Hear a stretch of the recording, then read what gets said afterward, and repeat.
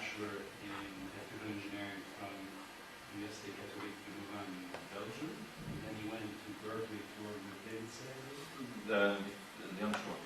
He wasn't there yet. He got a master's there. And then he moved back to Europe, which is not always the natural move to make, but he got a PhD at EPFL in Lausanne, and that's where he's now an associate professor. That's right. And rather than kind of walks uneloquently on what he's done and hasn't done, let me give him the mic.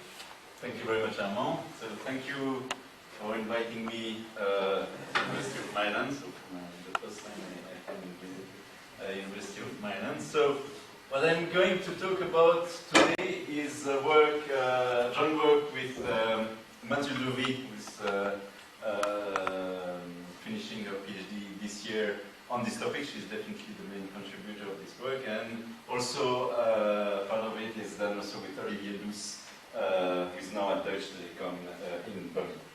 So what I'm going to talk about is research we're conducting in a wireless network. So we have a big center in Switzerland, which is called MIX, standing for Mobile Information and Communication Systems, which study all aspects, I would say, of wireless networks, whether it's ad hoc, hybrid, or sensor networks, as well as some of the peer-to-peer networks. And most of the work I have been involved in were more on scaling laws, so typically for connectivity and throughput mainly.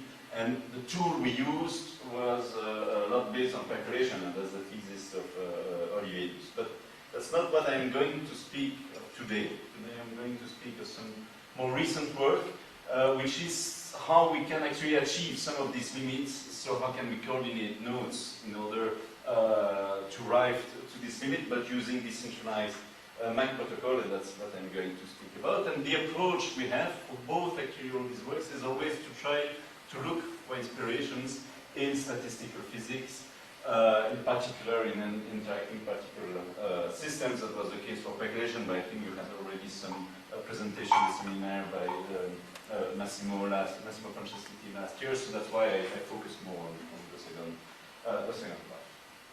Okay. So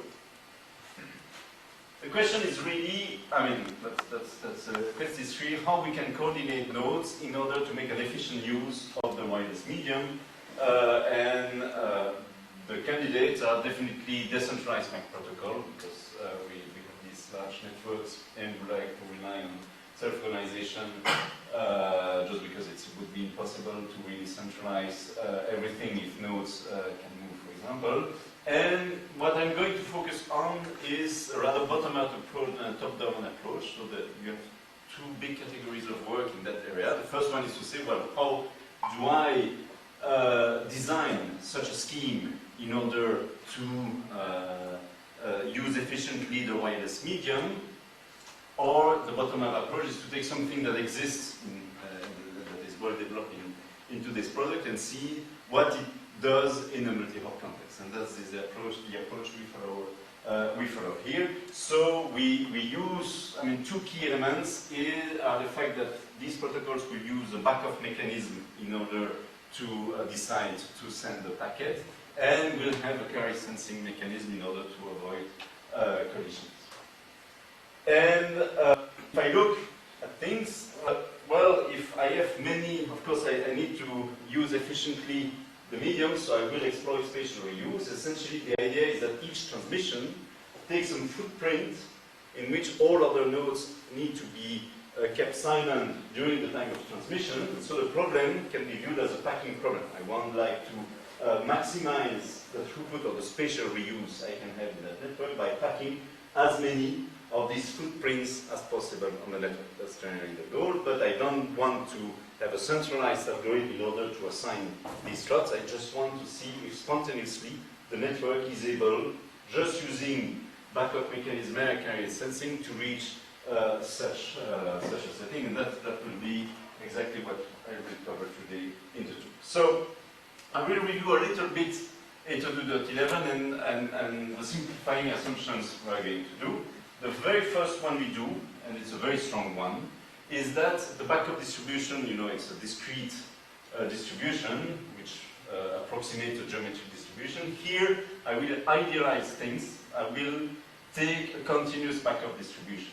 And it's not a minor change, because with a continuous backup distribution, the probability that two nodes have their backup period ending exactly at the same time is 0. So this way, I idealize the carry sensing mechanism. I don't have any collision in my network. So throughout the talk, there will never be any collision. I have somehow a perfect carry sensing mechanism, and already this will be complex enough to study that I thought to have no collision. So how does it work? Well, that's probably something everyone knows already, because .11 is well known, but just to make sure that we speak exactly the same language. So if I have two nodes here that contend for grabbing the channel, well, each of them will draw one of the backoff, and the one having the shortest backoff, which is the first one here, will grab the channel and will begin to transmit the packet. Now, the average time for transmission will be denoted by 1/mu. I will repeatedly use that value here, whereas the average duration of a backoff will be 1/lambda. And you will see soon that we will assume that these are exponentially distributed from the moment I don't need them. So when the transmission is ended, then what I do is that in E2.11, the backoff period, which has not been consumed because it was transmitted here, because I have a perfect CSMA, this backoff period is just reported at the end of the transmission. And so at this point here, this node will simply have as a backoff period the remaining time it had to spend in backoff, whereas the first node will draw a new value. And so the second one is winning here because it has a shorter backup value. It transmits. The first one reports simply its backup value. They draw again to backoff. It's the second one that wins again, and so that transmits, and so on and so on. But you see that there is, this scheme couples the two transmissions together locally, because simply by this backoff here, one can transmit, the other one needs to remain silent. The fact that we are going to assume this backoff to be exponentially distributed will allow to put that as a Markov chain, because we have a memoryless property. So the fact of freezing the backoff here is not a problem, because we have exponentially distributed. Now, how does it work exactly? Well, the protocol here, I will use the RTS CTS, the request to send, clear to send packets. So if I have, and I will consider all the time here a one-dimensional network, so a line in which nodes are equally spaced. So if this node here wants to send the packet to the next one, well, it will first send a request to send to its neighbor, and this way all the nodes within the receiver range will be informed that the node here wants to grab the channel, and basically will be prevented from transmitting from that point. The receiver will, of course, reply by sending a clear to send message, and this way, also in the receiver range of the receiver, every other node will know, will set his nav so that it doesn't transmit anything there. So this implements the carry sensing mechanism. In this setting, we assume that this takes place in instantaneously. There is no time lost in that, so we don't have any collision due to the RTS-CTS exchange. From that point, the first node sends the data packet to the other one, and this will take place without any collision, because any possible interference, which are here the two neighbors here, given the range, is prevented from transmitting. Now, in principle, this takes place with the carry sense range, which in the first part of the talk will be essentially the same, a little larger, but essentially the same as the receiver range, but we'll see what happens when the carry sense range is much larger than the receiver range, so usually. So it means that any node within the carry sense range can still hear that there is a data transmission here, but the first assumption is to take these two ranges essentially identical. So this way, whenever I have one transmission, I have an exclusion region, which is here these two circles in light gray, where every other node is prevented from transmitting, and that's the footprint. So in 1D, it's only an interval here, which is of length 3 that I need to put on the line, during which every other transmission needs to be blocked. So I will assume to have saturated traffic conditions, and I will have here, for every link that is active, 2 nodes in this setting that needs to be idle during the entire transmission. And so I can view that indeed as a packing problem on the line, simply because if I have saturated traffic condition, the maximal spatial reuse will be obtained by packing as many of these intervals of length 3 on the line using this technique. So I can view that really as a packing problem. To each active link, I can associate an interval of length 3 that I need to pack on the line. I can pack it if all the space here was empty before. So if I have this setting here, well, there is one transmission, so one interval of length L, which is equal to 3, to be longer if I have a longer receiver range, and it's a packing problem in which the intervals come and go. They come whenever there is a backup period, which backup that timer that expires, and the possibility of occupying this space here, and they leave when they have completed the transmission.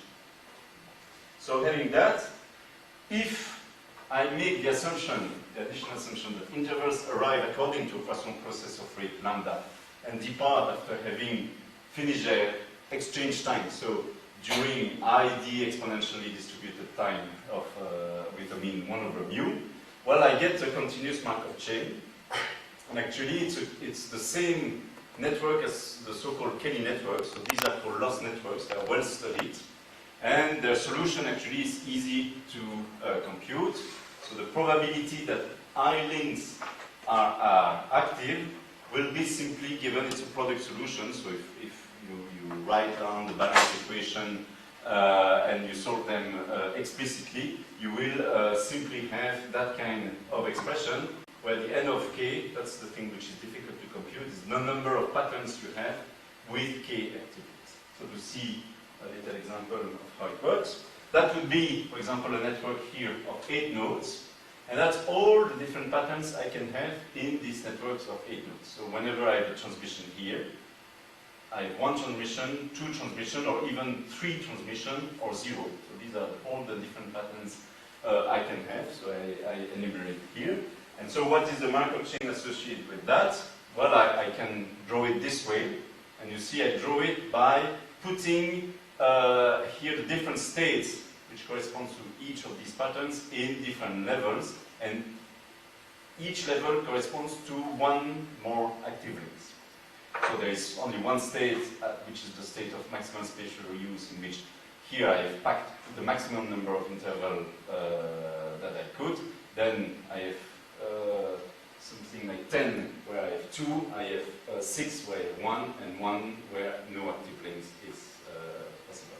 How I do transmission? Well, I move up whenever a backoff, a timer expires, and that I do at the rate lambda, and I go down whenever one transmission has completed, leaves, and I go down with parameter mu. So each arrow here goes in both directions, and that's why the chain here is reversible and can be computed. So that's the stationary probability. The n of k is a little, that's combinatorial, of course, as you see, because I have to cover all these patterns. That's why in 2 dimensions it's very difficult to solve. It's solvable in 1 dimension, but in 2 dimensions this combinatorial complexity is close.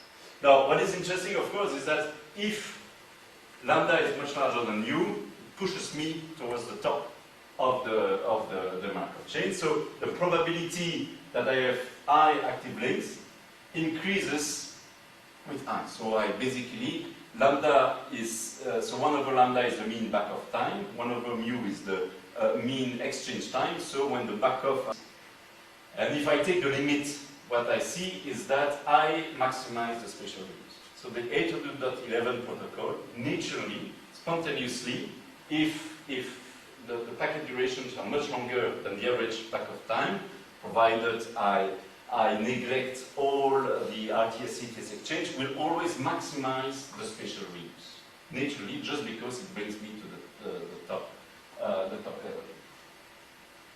Okay, and actually I can do some computation. I can compute the average spatial reuse. That's the average proportion of active links. It's a combinatorial argument, but if I do that, I can actually compute that as a function of this ratio lambda over mu. And I can do that for 1D topology where I have L links, and I will have something that grows like this with lambda over mu. And you see that the maximal spatial reuse I have, here I have L, little l is equal to 3, is 1 over 3. I mean, that's really packing the maximum. And you see that if lambda over mu tends to infinity, indeed, I will converge to 1/3 asymptotically. So I have a very efficient maximal spatial reuse. I couldn't do better with a centralized network. That's the good news, but of course it comes with the bad news as well. If you look a little bit at simulations, so if I look at different backoff values, I will have very different active patterns. So here's a line with 50 nodes, and here we put a little mark, so this is time, these are the node index, and so whenever a node is active, so it's transmitting, we put a line here, whenever it's idle or there is no line at all. So here the backoff is, the backup duration is very long, and you see that every node accesses the channel relatively randomly, apart from boundary effects here, but it's pretty continuous. But if I decrease the backup, this is what happens.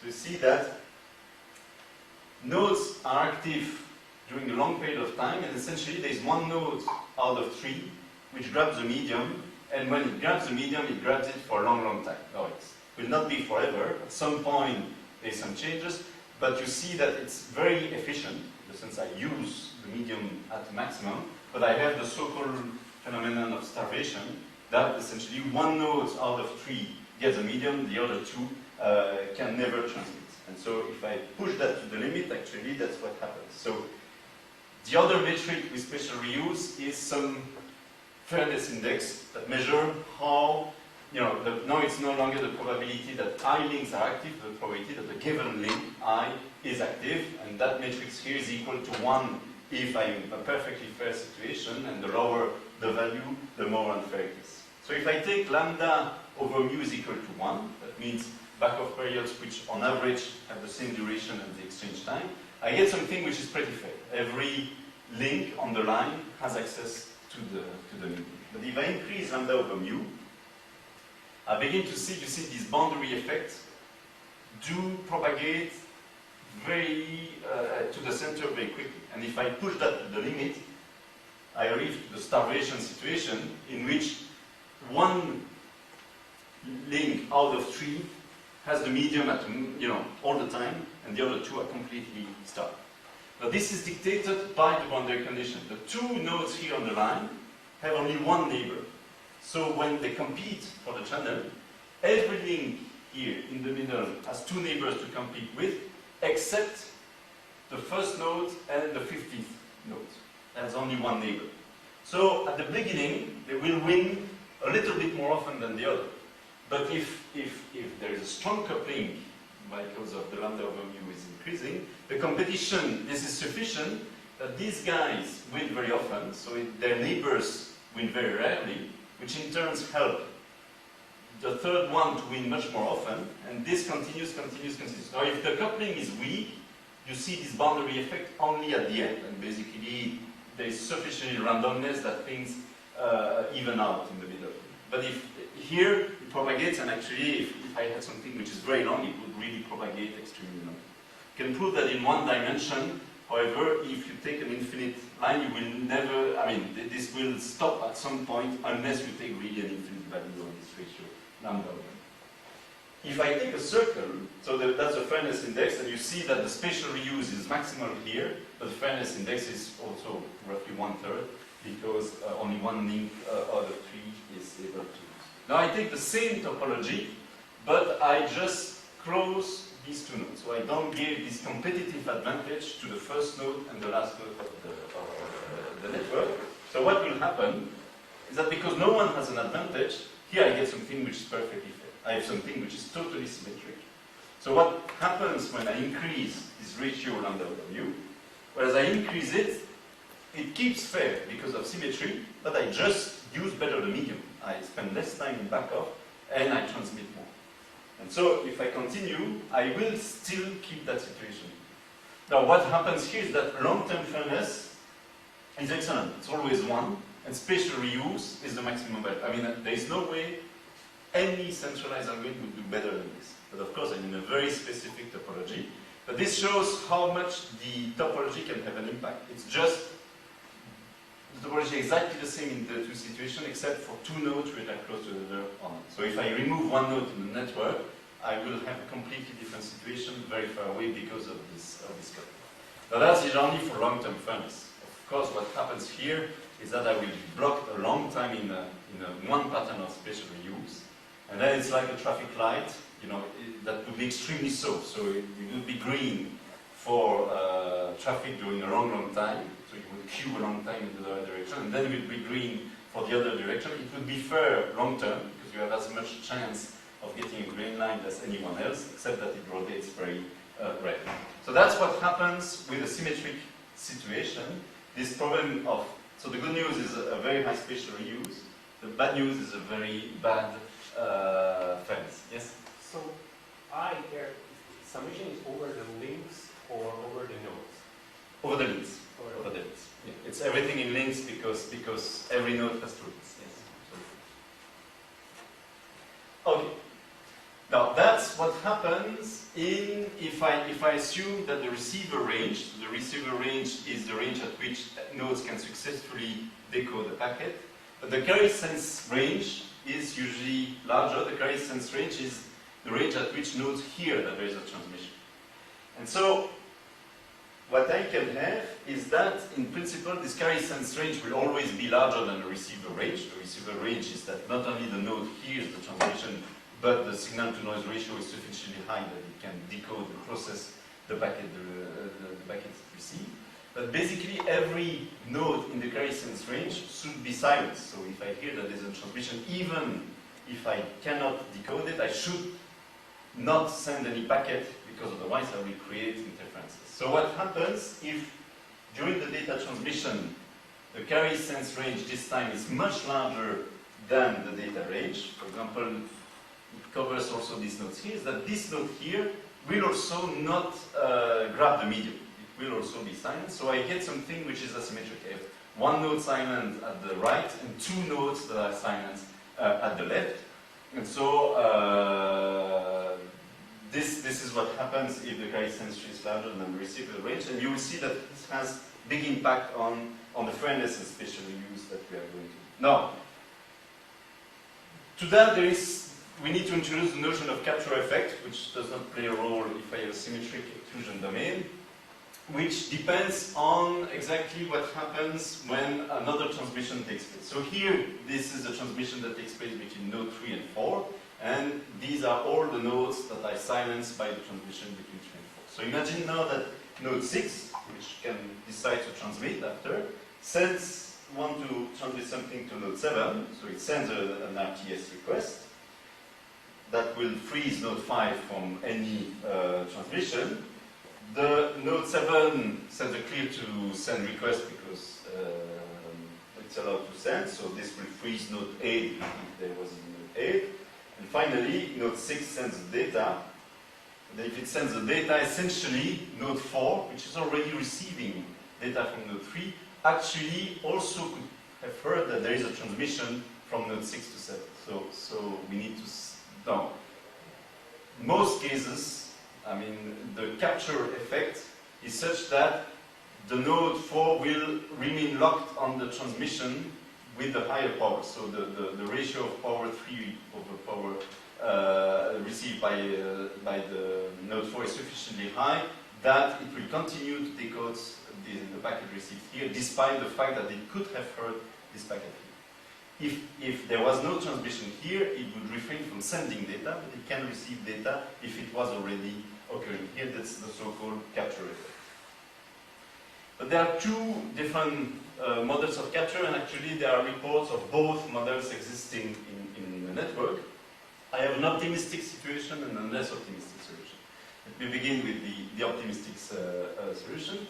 So here I have this transmission going on, so that's the receiving range and that's the carrier sensing range. So node 2 will never send a request to send packet to anyone else because he hears that there is a transmission.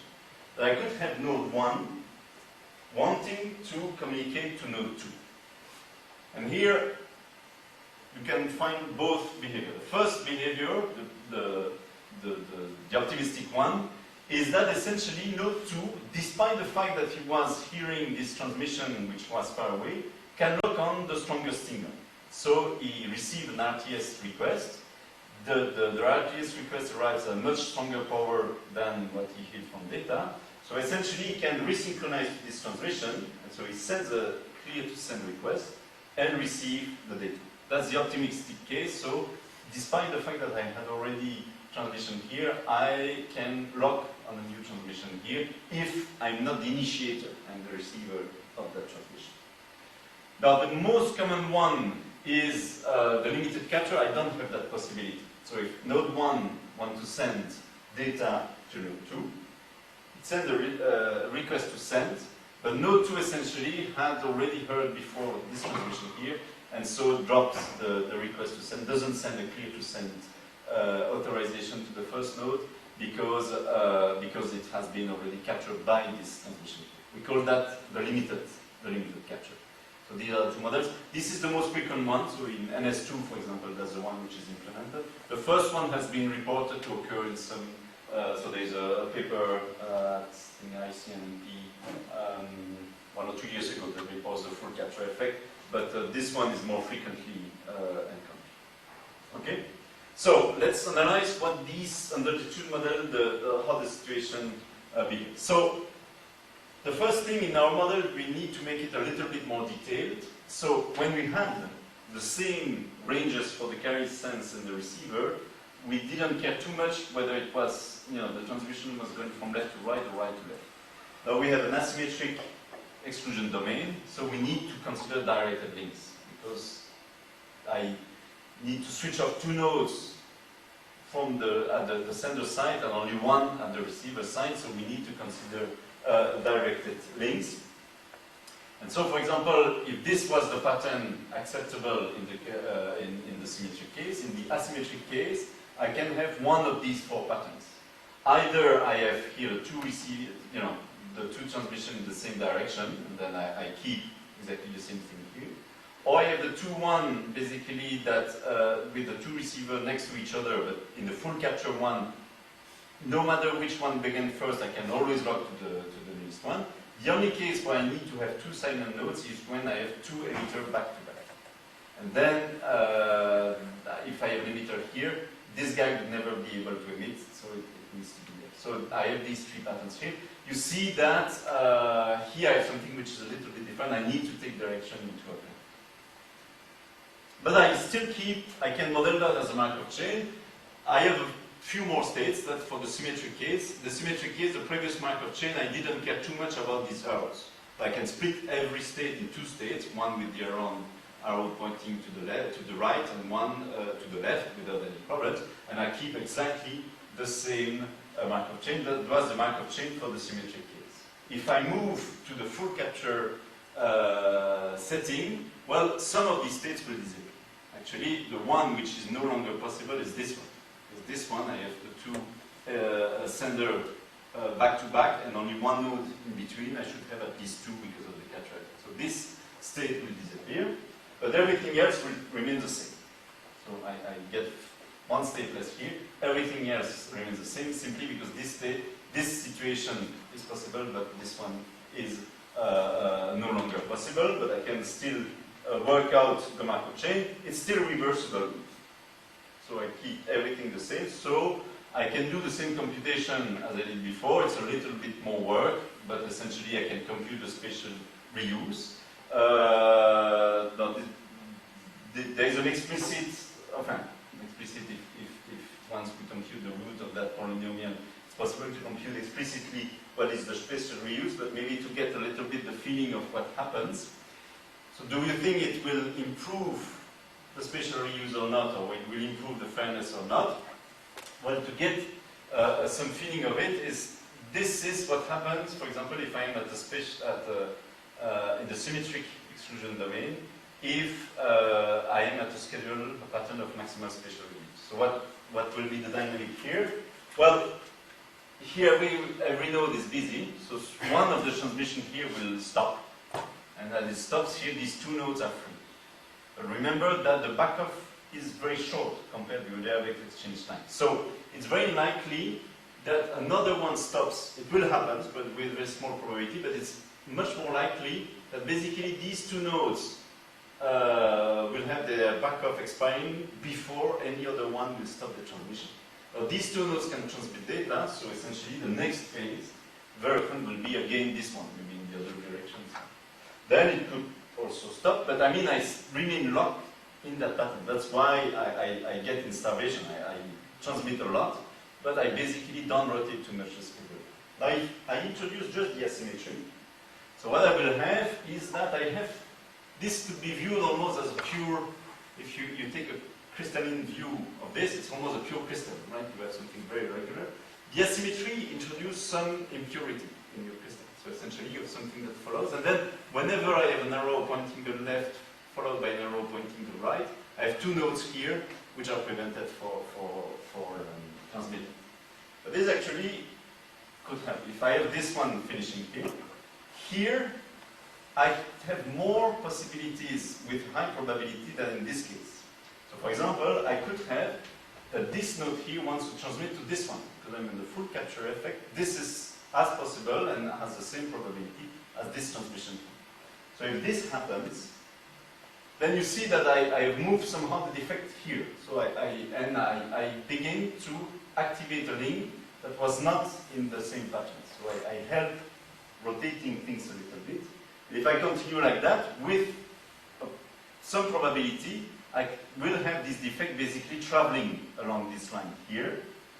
And I continue. And so when, of course, this defect has moved quite a lot, yeah, then essentially here I get back to the same situation as. So for value of lambda over mu that are moderate, having this impurity helps a little bit to reshuffle cards, essentially, to move from one pattern to another pattern. But of course, once I arrive to this, and all of them have moved away, then I'm locked here. And if lambda over mu tends to infinity, I will get a spatial reuse also equal to 1/3, but it's as unfair as this. It's even more unfair because very often I will have the things in the same direction, so it's not a real equal. That's for the full capture model. Now let's see what happens with the limited capture model. Limited capture, so the first case was a symmetric one. The second case, the full capture one, I need to take into account. I don't need to care about which comes first. Now with the limited capture, I must take not only directed links as before, but I need to check who arrived first. Because remember that if a node is, for example, if this guy is emitted, this node is prevented from sending, and also this one, and it cannot locked on a new arriving signal. So let's see what we find. So if I start with all links idle, and I have one transmission arriving, I could have, for example, this transmission here. So this link is active. These two nodes and these ones are prevented from receiving and sending. And I do transition here in my Markov chain with the rate lambda up and the rate mu down. Or I could have vice versa, the first link also being active, and I have also transmission both up with the rate lambda and down with the rate equal to mu. Now, here I could have also a new transmission, for example, this guy sending data to this one. Right? It's on that because of the capture effect. This transmission was going on before, so I can have transmission from this guy to this guy. And again, I can move from that level to that one and come back if this transmission stops. So I have the two rows. Now, I could also go from this one to this one if this transmission stops, but I cannot go from this one to the first one. And I cannot go from that transmission schedule to the first one simply because this one arrived before, so this one is prevented for both sending and receiving. And so the big difference here, is that I have only one arrow and not two arrows. So I lose something nice in the analysis, is that I have no longer a reversible Markov chain. Really, I do not have something reversible. So the analysis, essentially the spatial reuse, because I could compute, it's a little bit of work, but I mean it's computable. Here it's still open. I cannot compute it analytically just because it's much more difficult to track the Markov chain. So if I take the previous example, I keep the same states as before, but you see that some of the arrows here are only from top to bottom and not from bottom. So it's no longer reversible, and so it's much more difficult to analyze. But it has a nice feature. And the nice feature is that, imagine I am on this state, I'm moving to this one. There's no way, remember that I do many, when lambda is very high, I'm pushed to occupy a state of the higher level. Now, of course, I will go to the level below. But when I am at the level below, for example, if I'm there, I'm pushed to come back at the top level, and usually I remain all the time in the stable state. If I'm here, I'm pushed to go down, and there's no way I can go up. I basically need to go down again. That's the only next move I can do.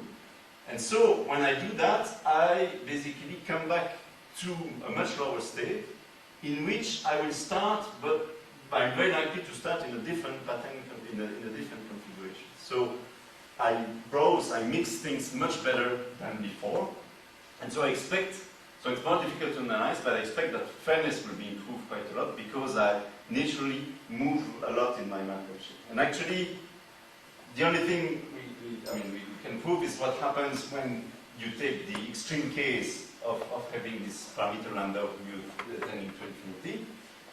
Here I could compute the spatial reuse for any value of lambda of mu, and actually if I take the limit of the expression I have, I always get the maximal spatial. So remember L is the number of links taken by every interval, so it's 1/3 in all the examples I've covered here. The spatial reuse, the limit spatial reuse is 1/3 for both situations, the maximum I could take. Well, with limited capture, the difference is that in the Markov chain, so in the previous case, in the Markov chain, in the two other cases, the only states that have a strictly positive probabilities are patterns of maximal spatial reuse when lambda over mu tends to infinity. In the case with limited capture, states at other layers than the top layers have also a non-zero probability of existing, just because it's irreversible. So, asymptotically, you will never reach 1/3. You will reach a value which is strictly less than 1/3. That's somehow the bad news. It's a little bit efficient spatially than before. But of course, what is lost in terms of spatial reuse is gained in terms of fairness. And that's the big advantage. So here are the simulation. So that's for the spatial reuse. That's for the fairness index. And that's the value lambda of mu. So here we start with a backup value that are very long compared to exchange time, and here it's essentially long exchange and very little time spent in backup. And we see that the spatial reuse, well, for the symmetric, it's always a little bit better than the asymmetric for finite value of lambda over mu, thanks to these defects that propagate. But asymptotically, the two will reach 1/3, the asymmetric one a little bit later than the first one, whereas the one with a limited capture effect, so the asymmetric with limited capture effect, will saturate at the value actually which is 1/4 instead of being 1/3. So we lose something. But if you look at the fairness, you see that the fairness of these two decreases, whereas this one at some point saturates to a much higher value because I browse things. So what I have lost in terms of spatial reuse is gain in terms of fairness, just using the same protocol. Just having a different capture effect has really a drastic effect on the fairness I could use. If I look a little bit at the patterns I have obtained on the line, so this was the situation where I have the medium value at the line of 50 nodes. And because of the boundary effect, these two links, so between these two nodes and these two nodes, essentially grab the medium very often, and that propagates to the center. Well, in the asymmetric exclusion domain with full capture, I essentially lose a little bit in spatial reuse, but I gain a lot in fairness. And you see that there is, I mean, everyone except close to boundary has some access to the medium. In the limited capture case, I get something which is much fairer, and just because of this difference in capture, I get something which is very good in the middle. But of course, I lose in spatial reuse. I get something which is fair. If I get value of lambda of mu which are weak, well, then of course the difference is not so accentuated, just because having backoff which are long makes the coupling weak between different links, and so a definite gain in that sense. So the lesson to get from that kind is that starvation is the price to pay for fairness. So even if without collision. So that's why I come back to collision, is that very often, I mean, starvation is something known in wireless multi-hop networks. It's not new, there are many ways to do that. What causes it is not very known. So here, collisions are absent. So I don't have any collision, and yet I have starvation. So it's something that even if I have a perfect carrier sensing mechanism, I will make things worse, of course, with collision somehow. In protocol that are like 802.11. I say like because it's not exactly 802.11 given the approximations. You study, I will not get in the beginning because it was not the other paper. The question is, what if I have scheduling and I have no collision at all? Still you get, I mean...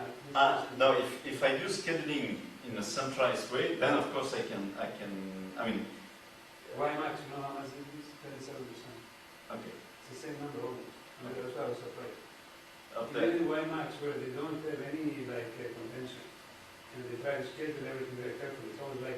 And they don't reach a better special... No, because here, All what the was surprising, so the research here with Matilda, we first had under the top down, so to find a decentralized protocol that that reach level of spatial reuse as high as centralized protocol. And when we had one, to benchmark again 802.11, we were first disappointed to see how well 802.11 were doing. We thought, okay, because 802.11 doesn't have any agreement between nodes, so we were hoping to do much better, and we were disappointed.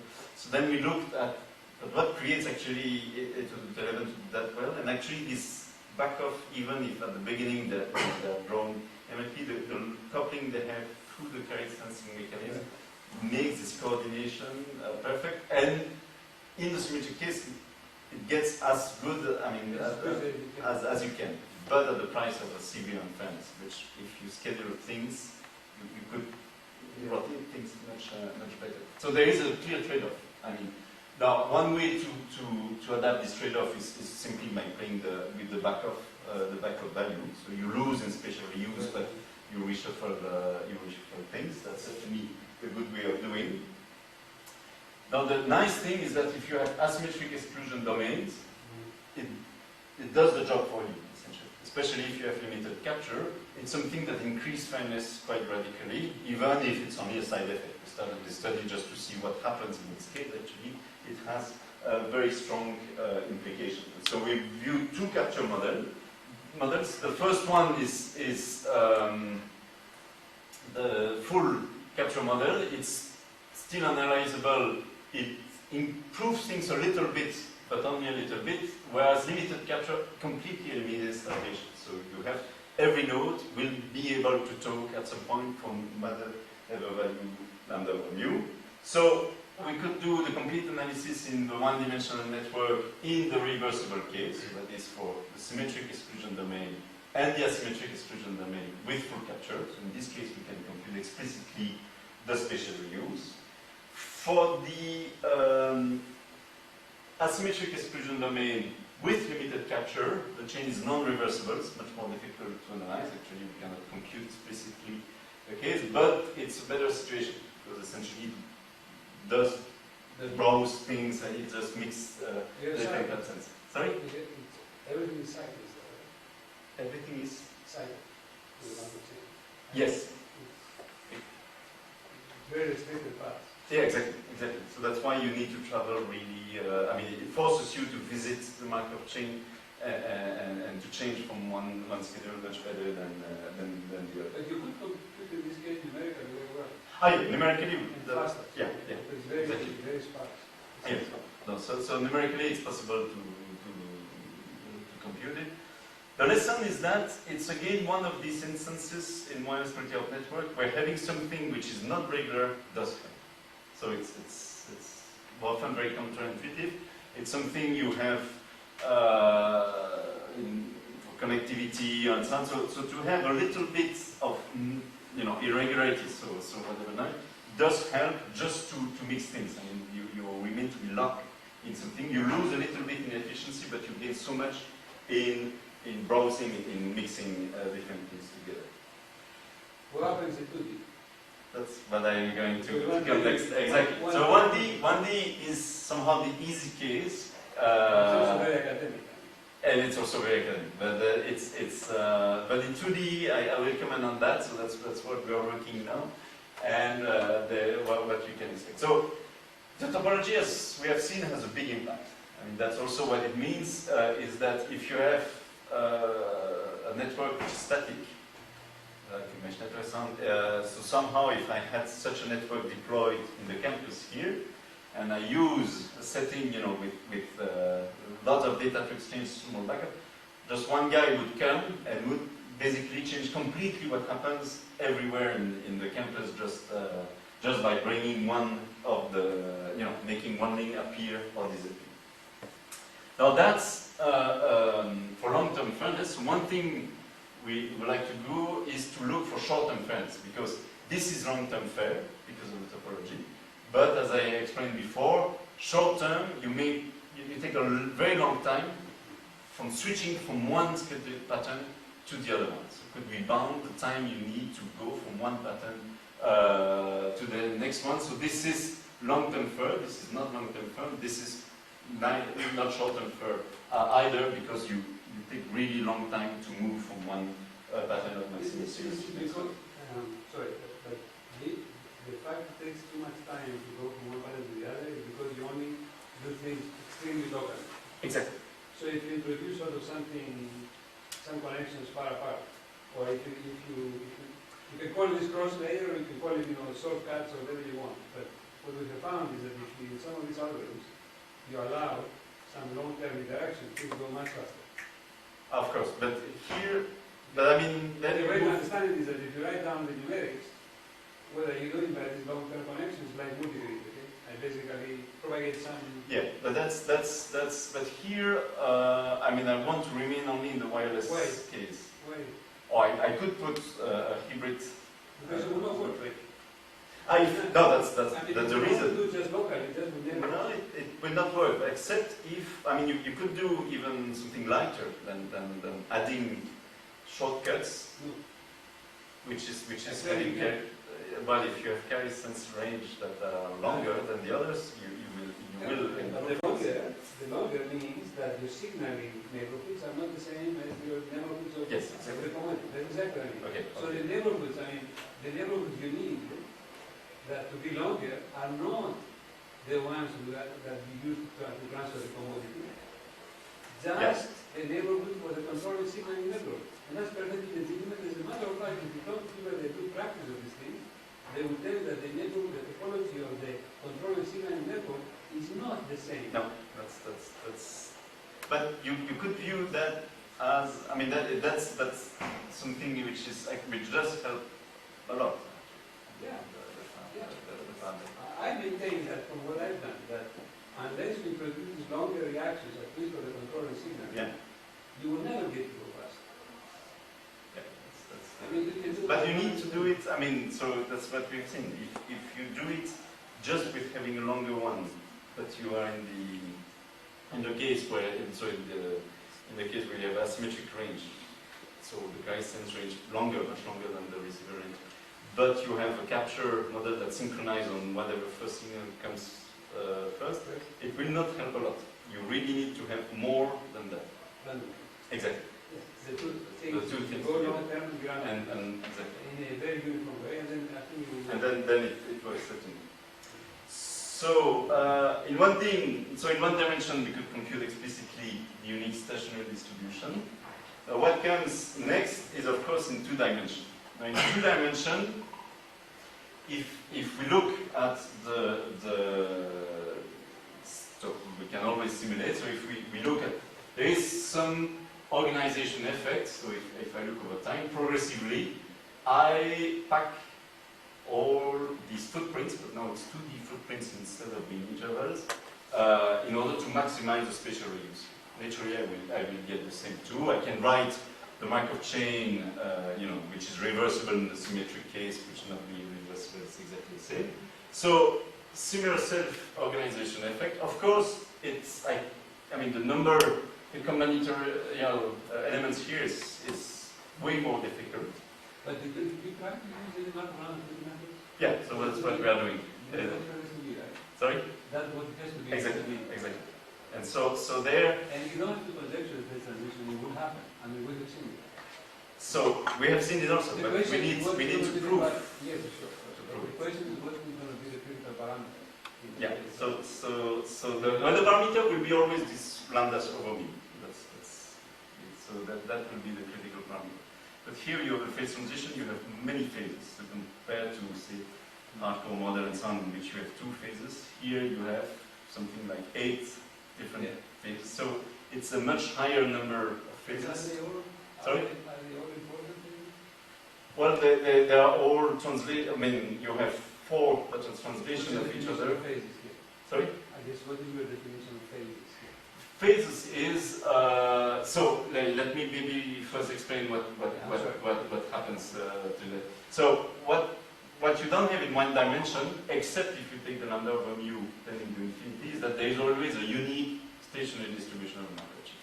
Except if lambda over mu is equal to infinity, but all finite value of lambda over mu is finite. So you never have complete starvation there at finite value of lambda over mu. So I mean, the lambda over mu tending to infinity is not realistic.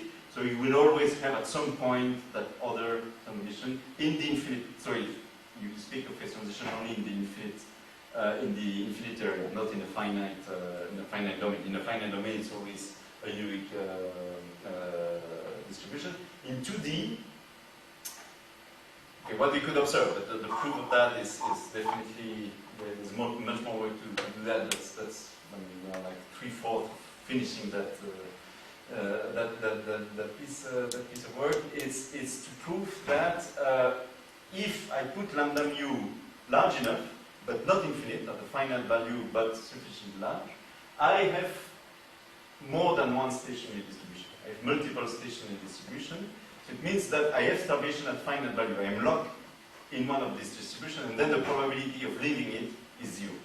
Now this has been observed in Cayley-Loss networks for trees, for example, and so on. Here it's much more difficult, for example, on the grid, because on a tree I can work out things. On the grid it's definitely much more difficult. And there the methods are definitely statistical physics methods or random fields, as Professor Barras was just saying. Comment on what do you mean by several station distributions? Isn't this a finite state of the Markov chain? In the infinite.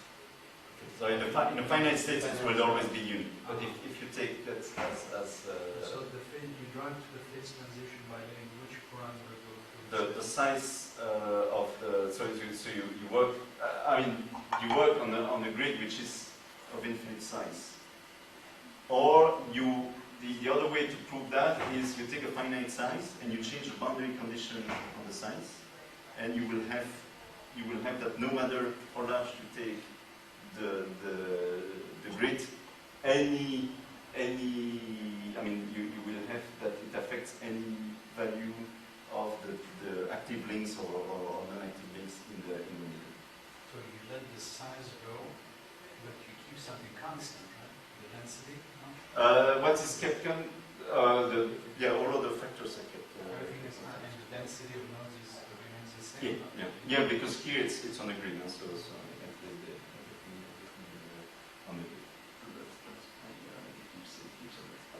So that is, I mean, when I say we observe it, the proof of it is so this kind of explanation is very similar to what happens in Eisenstein models and the Harker model, and that's but these are easier in a way because you have only two kinds of atoms. Here we have two dimensions of geometric arrangement, so it's the effort to do in the geometric computation is much larger, but the arguments are somehow similar. So that's why. So, but it's not something we have done yet. So I mean, it's on the way. It's really I mean along. You think you can do the compute?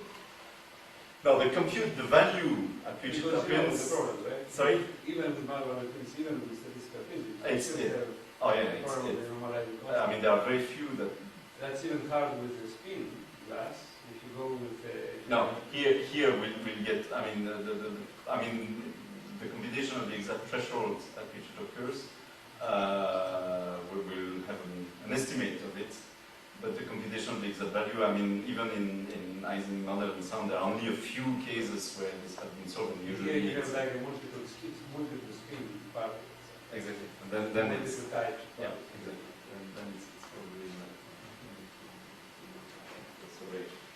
So, to wrap up, so what we have seen is how we can coordinate the nodes to reach the limits. So the good news is that indeed protocols of today can reach these limits, but in an unfair way. I mean, except that the modifications to be brought are not that much out of reach. I mean, it's, so even if we use today's protocol 802.11, if we can play with soft parameters such as backoff, so the contention window essentially that we need to use, or the carry sensing range, provided you have some irregularity, you avoid this kind of deadlock that happens.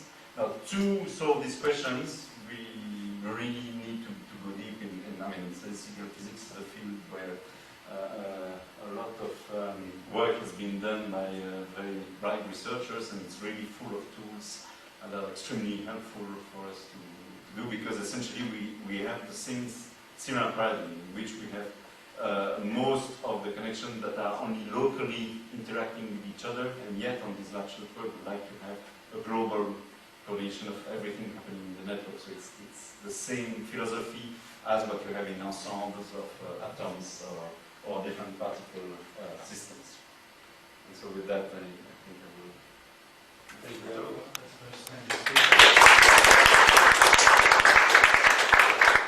Any questions? In your model, you said that maybe you do not consider collisions basically. No. Right? So, but implicitly, if you want to consider collision, doesn't it mean that you can do that by changing the lambda, the backup time, as we go, in your hierarchical model, Markov model, as we go higher, the backup time should increase in a way. Yeah. And I'm just wondering what's the impact of that on the fairness? Because it's kind of like, if you are going higher and higher in your model, it kind of, the lambda should decrease in a way. To avoid, yeah, I mean, Because the backup time is increasing in a way, in the real so if you, I mean, the remedy is definitely to increase, because essentially if I have two backup timers that are very long, I leave time for other connections to switch, and so to rotate. Now, collisions, so in the first paper, the 2005, we look by simulation on collision, because, I mean, if you add in the model collisions on top of that, you look, the simplicity somehow of the model is that you just view that as a packing problem, intervals coming on and off, and you get something which is very close to that. If you add collisions, then of course the model is extremely complex and not very explanatory, so we did only simulation, and that has an impact, of course, because if you, especially at high value of lambda over mu, you spend your time colliding with the neighbors because you try to blend them. So instead of having a spatial reuse that increases monotonically, you have at some point that it completely collapses just because you spend your time of having RTS colliding with other RTS, and that's a view we have from that. So that we have, I think it's in the 2005 papers we have some information on that. But we decided for a moment to get rid of that, just to focus on what happens just with the crisis indicators. But with collision, we lose in spatial reuse, we lose everything because we lose in spatial reuse so much that essentially we didn't look actually at the fairness of what happens. I mean, the spatial reuse just collapses. That's true. Another question? So now you have a nice model to understand how you fix it spatial. Yes. Right? Can I turn this into three questions that I care about? One is, can I understand from this spectral efficiency we use? And I mean by that the following. If I take the part of the spectrum that I have over a period of time, how much of that is used actually to transfer data versus other things? Okay. By the average user. Can we get a bound on that? So here, the assumption that If I give you the percentage of users that on the average I expect to be active, because that number is between 15 and 20%. So how much of the actual spectrum that I have is used? okay. If I neglect, so here the only waste I have of the Right. spectral reuse is time I spend in back off. But you have can this be done? Oh, that's essentially the spatial reuse takes care of it. So the spatial, You can translate the spatial use to yeah, the number. that's. Is that done in the paper? But essentially the maximum spatial reuse is, I mean, in this case would be 1/3, and the spatial reuse you have with the backup is just a percentage. Not exactly, right? Well, it's the only thing you lose in so the waste you have compared to 1/3 is time you remain idle just because Isn't everyone there is some back. overhead also because I have... No, here we neglect overhead. So there is no Because RTS, overhead is CTS. fixing frequencies for it. If I'm reallocating frequencies, right? No, here we have only a single.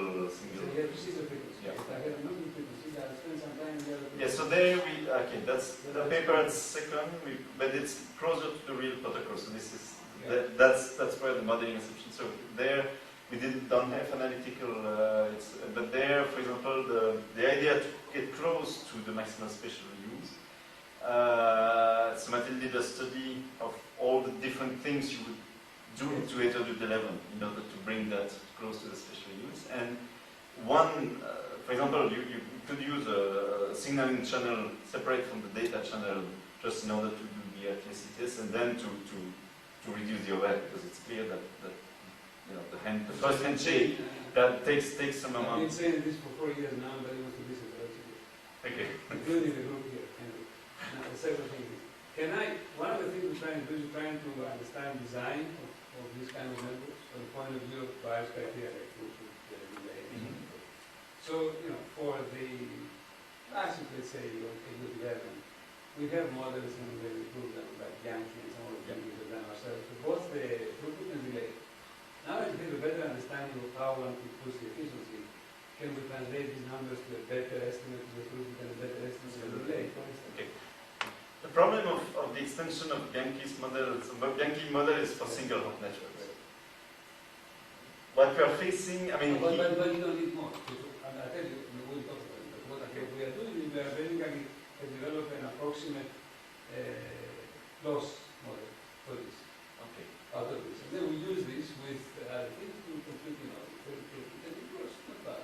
Okay. Because Bianchi model is pretty good, but of course it follows quite closely what the protocol does. The problem with the extension is that the explosion of the number of states is such that, I mean, if you can use the model numerically, but it's close to a numerical simulation, high-level simulation. Is it simulation or numerics? Because Well, you can do a numerical computation, but I mean, you lose the.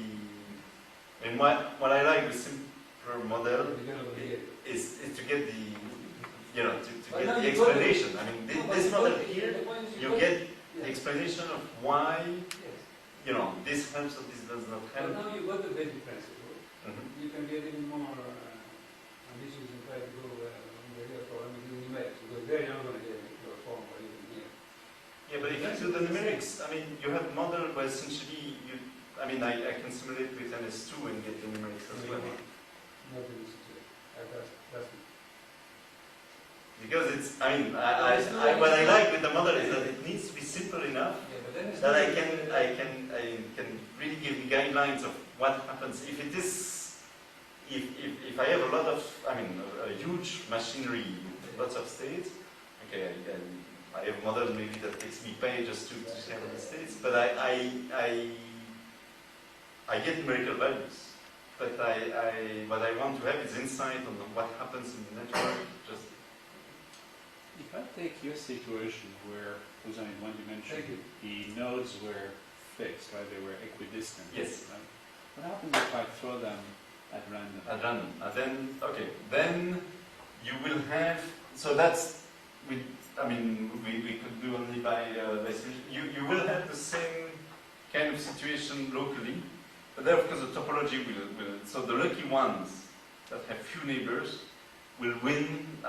Over the one having many neighbors just because of the topology. So you have the same sort of observation, but they are driven a lot by how the realization of the topology happens. So, am I correct in assuming that qualitatively you would get the same answers, but that quantitatively they might? We cannot. We are not able to compute it. So by qualitatively you have the same. And that would be also true in the higher dimensions where you mentioned the existence of multiple phase transitions. I don't know if there is a multiple phase transition. That's We an must interesting have question. No, a lot much harder. but I'm asking qualitatively. But it's very difficult by simulation to see. So the difficulty with phase transition is that by simulation they are difficult to get because it's when you have starvation or not. It's always as in any phase transition in physics. You really need you spend a lot of time simulating to try to get. It's really tough to. You know why? Because the phase transition in the design space will happen over a very thin set. Yeah. So unless you keep it close, Yeah. you're going to see. No, there is similar unfairness things. But I'm not able to say. Whether you have multiple or that I wouldn't pronounce myself. And another question, in a sense, you get into this locking state, Yes. right? Because first of all, everybody transmits, and everybody use space equally, right? So you kind of, once in a bad state, it's really difficult to get out. But so randomizing the position is a way of getting out of that. I think so. But another way to get out of this is to assume that not everybody has something to transmit at any given time. If you are non-saturated And traffic. so what happens then? Then I think it's so if you have non-saturated traffic, you get the area where it's not stressed. It's equivalent, it's qualitatively equivalent of having backup which are much longer and so it's again one factor. But that's because everything is exponential, right? Yeah. But if it were not exponential, Yeah, that would not be the case, right? That's another. So why should it be non-exponential? Well, why should it be exponential? Oh, it should be exponential because the maximum will be model for whatever you know. Yeah, well, basically you're saying it's because of ignorance. Yeah, Right, right. right. Okay, so, You give me more information, but imagine, go back to the problem formulation. What are you giving me to control the problem? Very little. So if I'm trying to make a model out of what you're giving me, I'll get true, exponential. but if I'm, for example, I'm a very bursty user, or if I'm a user that has a lot of things to But then transmit, you have to give me these parameters. Then I I won't don't be disagree, exponential. but that's not what we're talking about. What I'm asking is qualitatively, if I change the model, It will change. will I get very, very different results? And if I do, what does that then mean? Because in a sense, it's a little bit like with the Loa, right? You're predicting disaster, but That you're in a never situation that is never occurring, right? No, that's over here. It's wanted to look at what happened. So in saturated traffic conditions, so I try the network at max and I see what it can deliver. But also, if I have non-saturated traffic conditions, it's like all the scaling laws and so on. I also predicted that the throughput vanishes, as one of the squares of n, provided I have a traffic matrix which is far from reality. So it's more like benchmarking to understand how these networks, what the network can deliver under stress, I would say, in the saturated traffic conditions. If things are not as bad, then definitely I will not see. I mean, you know, there were extensive experiments in the Weimar's forum by a guy as good as Alamuti, right? And she wrote about it about 6 months ago. And they were only able to get, in a real system, 27%. With Weimar's, which is full scheduling, multiple subcarriers, none of this contention. Okay? So you can't beat, it seems like you can't beat this 1/3. Okay? Well, For spectral use. I don't disagree with that, but what I would perhaps caution is by saying that you have a model that is perhaps divorced from reality. You may get numbers that are close to what is observed. That doesn't mean that one explains the other. Okay, I mean, I No, think, here, which I think is just perhaps a tendency to do, right? I mean, one has nothing to do maybe with the other. No, but the idea that if you have seen frequency, right, if you try to understand how you get maximum space reuse, because that's translated frequency reuse when you're fully loaded, it's right. Of course. No, and therefore, if you get the number there, if you go to multiple frequencies, I don't care what you mean by multiple frequencies, if you mean, you know, single carriers or subcarriers, these are the different models, you will only get worse. True, but if I have a situation where I do maximum reuse or special reuse and people are, a small fraction of people are really busy at any given time and they're actually very far away from each other, then... For the practical point of view, from the actual operator point of view, the first question you try to understand is how much frequency you should have into your radio facility. No, of course. Once you get that, the question you are raising is more of a question of scheduling. Given those resources, how do I schedule, and given the delays that the virus services want to do that? Well, that's one interpretation. It doesn't have anything to do with dimension. No, that's one interpretation. Another interpretation is to say that, sure, it is a fundamental limit, but I'm not really sure of why. Because it is under assumptions that are perhaps never in place. yeah, no, it's The fundamental limit, the way I try to lately to understand it is exactly in the sense of spectral efficiency. I give you a certain amount of spectrum, you have a number of users that they operate. What percentage of the spectrum, when they operate, is used for good stuff versus, you know, garbage? And if you understand that, that's a way that you can dimension it so that you can actually provide the service. Now, but it doesn't tell you anything about response time, right? How much has to wait or anything like that. It's not a static figure. If you now try to understand response time of the services, my opinion, maybe, is that you have to do by understanding the schedule of the resources to give everybody what they want versus their criteria of response at the time. And I think in some cases we can do that. But any other question to me, although may be very interesting, it has no bearing on the actual problem that people care about. You should thank the speaker. Yeah.